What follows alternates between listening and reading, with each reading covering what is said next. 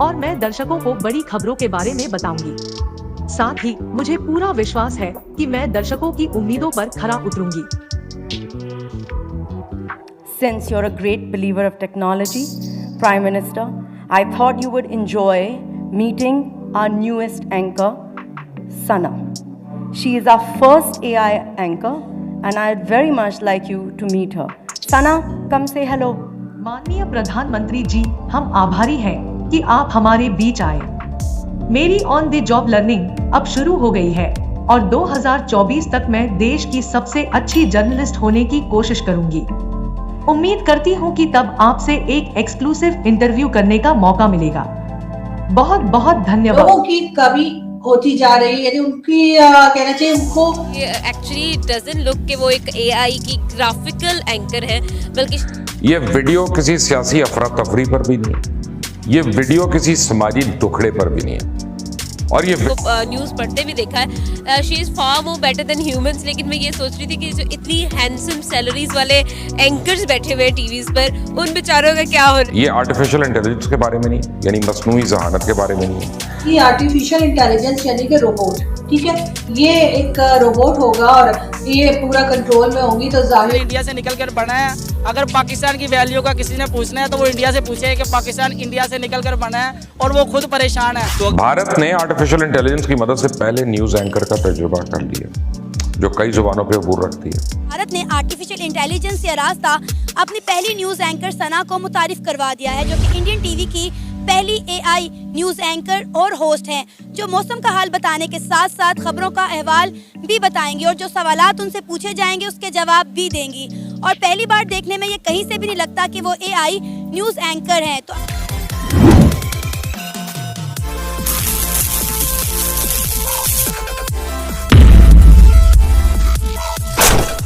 India की एक और बड़ी अचीवमेंट पर और सना के बारे में। सना का मैंने देखा है, शी एक्चुअली डजंट लुक कि वो एक एआई की ग्राफिकल एंकर है, बल्कि शी एक्चुअली लुक्स उसके एक्सप्रेशन से। और लाइक मैंने उनको न्यूज़ पढ़ते भी देखा है, she is far more better than humans. लेकिन मैं ये सोच रही थी कि जो इतनी हैंडसम सैलरीज वाले एंकर्स बैठे हुए हैं टीवीज़ पर, उन बेचारों का क्या होने वाला है। तो पाकिस्तान में तो स्पेशली क्योंकि यहाँ पर जो है ना एंकर्स की और जो मीडिया से रिलेटेड लोग हैं, उनकी एक अलग ही जो है ना एक वो एक लैमलाइट में रहते हैं।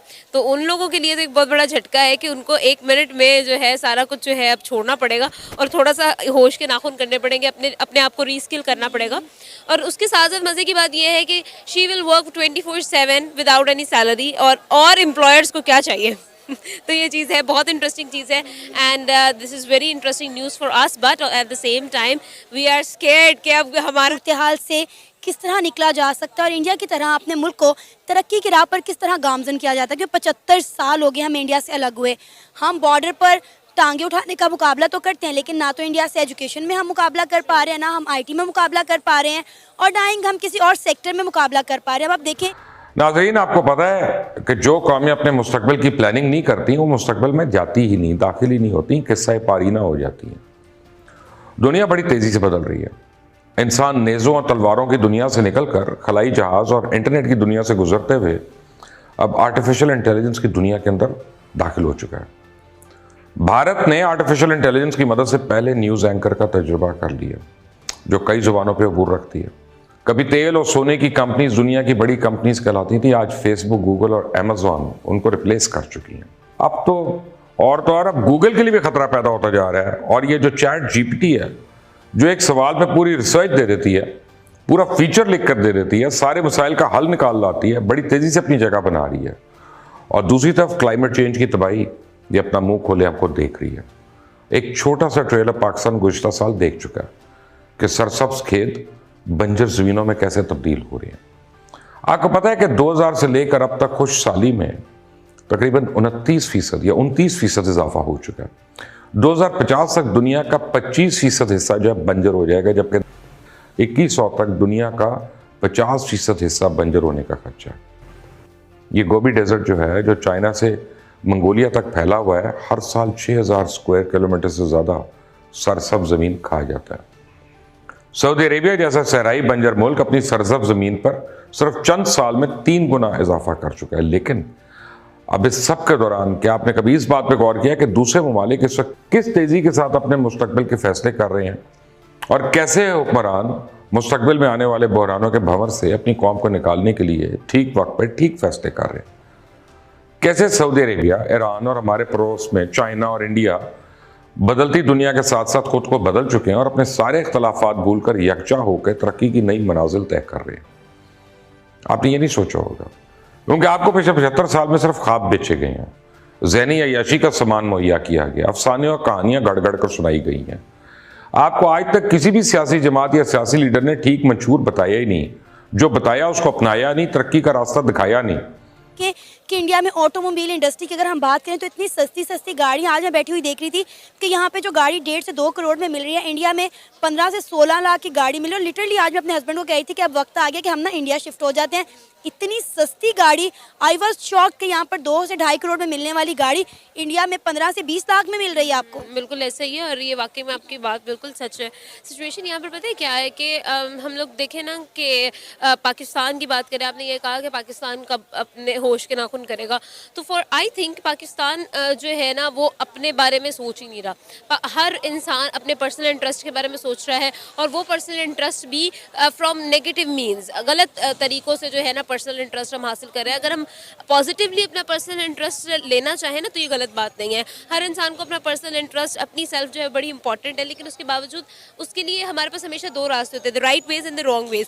हम लोग रॉन्ग वेज को ज़्यादा प्रेफर कर रहे हैं क्योंकि हमें लगता है कि वो शॉर्टकट है। उन शॉर्टकट्स की तरफ जाते जाते हम लोग खुद ही अपने आप को मफलूज कर रहे हैं और एट द सेम टाइम जब हम इस तरह की सिचुएशंस को देख रहे हैं ना तो अल्टीमेटली पाकिस्तान जो है वो उसके पर्सनल इंटरेस्ट, उसके जो इंटरेस्ट है वो हम लोग कॉम्प्रोमाइज़ कर रहे हैं, जिसकी वजह से आप खुद जानती हैं हम लोग यहाँ के लोग जो हैं आउट ऑफ कंट्री चले जाते हैं जॉब करने के लिए, मैक्सिमम रेवेन्यू जनरेट करने के लिए। जब वहाँ जाते हैं तो वहाँ पर वो फ्रॉड्स करना शुरू हो जाते हैं। पाकिस्तान, वहाँ पर एक पाकिस्तानी जब जाता है और वहाँ पर कोई भी इस तरह की हरकत करता है तो वो सिर्फ एक पाकिस्तानी नहीं करता, वो सिर्फ एक शख्स नहीं करता बल्कि पूरा पाकिस्तान पर नाम आता है। तो जब भी वहाँ पर जाते हैं वो लोग तो ये सब कुछ करते हैं तो हमारा नेगेटिव इमेज क्रिएट होता है। उस नेगेटिव इमेज ने पाकिस्तान के ऊपर जितना बुरा असर डाला है ना, स्पेशली हमारा जो मीडिया है, हमारा मीडिया हर बुरी खबर को कवर करेगा, ये हो रहा है, वो हो रहा है, यहाँ हो रहा है, ऐसा हो रहा है, वैसा हो रहा है। तो वहाँ पर इंटरनेशनली जो लोग देख रहे हैं वो लोग हमारा मजाक उड़ा रहे हैं कि यार ये लोग तो अपना आप को पीसफुल नहीं बना पा रहे, अपनी कंट्री को पीसफुल नहीं बना पा रहे, वो क्या पीसफुल रिलेशनशिप कायम करेंगे। फिर जब हमारा इंटरनेशनल इमेज कॉम्प्रोमाइज़ होता है तो ऑब्वियस बात है कि हमारी जो सॉवरेनिटी है वो कॉम्प्रोमाइज हो जाती है। बात करेंगे इंडिया से, जी हाँ इंडिया से, और वो भी मीडिया से। इंडियन मीडिया यानी कि इंडिया टुडे ग्रुप ने जी एक आर्टिफिशियल इंटेलिजेंस को लेकर एंकर जो है वो इंट्रोड्यूस कराया है। इस एंकर का नाम है जी सना, और इसके बारे में यानी इनका बोलूं समझ नहीं आ रही कुछ मुझे।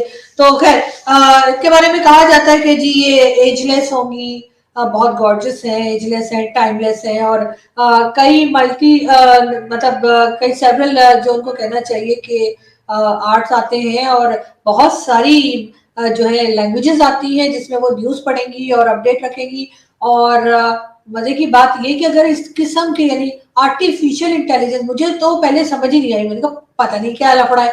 तो मैंने फिर अपने एक इंडियन दोस्त को फोन किया, मैंने कहा क्या करे तुम लोग, तो वो कहते हैं कि जी आर्टिफिशियल इंटेलिजेंस यानी कि रोबोट, ठीक है, ये एक रोबोट होगा और ये पूरा कंट्रोल में होंगी। तो जाहिर है कि जब रोबोट है तो फिर ना तो उनके मतलब ब्यूटी को कुछ होना है, ना उनके फिगर को कुछ होना है, उन्होंने पकौड़े खाने नहीं है, और ना ही कोई और प्रॉब्लम होनी है। और साथ साथ बहुत सारी लैंग्वेजेस भी आती होंगी, जाहिर जो फीड कर दी गई होंगी, उन लैंग्वेजेस में आपको जो है वो अपडेट भी मिला करेगी। और इससे पहले इस तरह के आर्टिफिशियल इंटेलिजेंस वाली एंकर जो है वो जी चाइना ने इंट्रोड्यूस कराया था, और अब हमने सुना है यानी जो न्यूज आई है वो ये है कि जी इंडिया टुडे और आज तक जो चैनल है वहां पर ये इंट्रोड्यूस कराया जा रहा है। वैसे तो चले अच्छी बात है, अच्छा किया है, लेकिन इससे एक बात का जरूर एहसास होता है, वो ये कि जो असल में इंसान है, जो हमारे जैसे ना मतलब हम लोग जो जिंदा सलामत इंसान है, लोगों की कमी होती जा रही है, यानी उनकी कहना चाहिए उनको जॉब्स की कमी हो जाएगी। जो असल में इंसान है उनकी जरूरत कम पड़ा करेगी अगर इसी तरह से हर कोई जो है वो रोबोट्स या मशीन या आर्टिफिशियल इंटेलिजेंस का करके एंकर और हर काम के लिए रख लेंगे, तो फिर जो असल इंसान है जो हम हमारे जैसे होते हैं ना, जैसे हमसे गलतियां भी होती हैं, हमसे लाइव शोज में भी गलतियां होती हैं जो कि हर इंसान से हो जाती हैं। हम तो खैर रिकॉर्डिंग में भी मोंगियां मार लेते हैं, अल्हम्दुलिल्लाह। लेकिन बात सारी ये है कि जो असल इंसान है तो उनके लिए क्या होगा अगर यही सब रिप्लेस करते चले गए, तो फिर इंसानों के लिए जरूरत कम हो जाएगी, इंसानों को जॉब से निकाल दिया जाएगा, तो फिर क्या होगा। ये जो खाला जी, बुआ जी, ये जो आ जाएंगी, नाम इनका जी सना रखा गया है। तो खैर वैसे तो अच्छा है, इस किस्म के एक्सपेरिमेंट्स होने चाहिए, लेकिन थोड़ा सा एहतियात से, इसलिए कि जो चीज इंसान कर सकता है बहरहाल आर्टिफिशियल इंटेलिजेंस या मशीन नहीं कर सकती। इस बात का हमें ख्याल रखना चाहिए और इस बात को हमें इम्पोर्टेंस भी देनी चाहिए कि इंसानों की जरूरत नहीं। मतलब एक तरह तो हमारी आबादी जो है इंडिया की जो है वो चाइना को भी क्रॉस करने वाली है, और साथ साथ आप इस किस्म की चीजें भी निकालते जा रहे हैं कि जिससे कि उनकी जरूरत ही ना रहे इंसानों की। मगर खैर मुझे खुद समझ नहीं आ रही, मैं खुद कंफ्यूज हूँ कि मैं क्या बोलूं, लेकिन भारत कुछ सोच के ही बनाया गया होगा। मगर खैर मुझे तो यही लगा कि अगर इस तरह की चीजें आनी शुरू हो गई मार्केट में, जाहिर है मार्केट में मिला करेंगी ना, तो फिर तो जो असल इंसान है उनकी अहमियत कम हो जाएगी, जो कि नहीं होनी चाहिए। खैर ये मेरा मानना है, ये मेरा सोचना है। हो सकता है कि जिन लोगों ने ये लॉन्च किया है आर्टिफिशियल इंटेलिजेंस एंकर, उनका कुछ और सोचना हो सकता है मुझसे बेहतर सोच रहे हो, लेकिन भारत मुझे जो लगा मैंने तो बता दिया। अब आप लोगों को अच्छा लगे या बुरा लगे, बात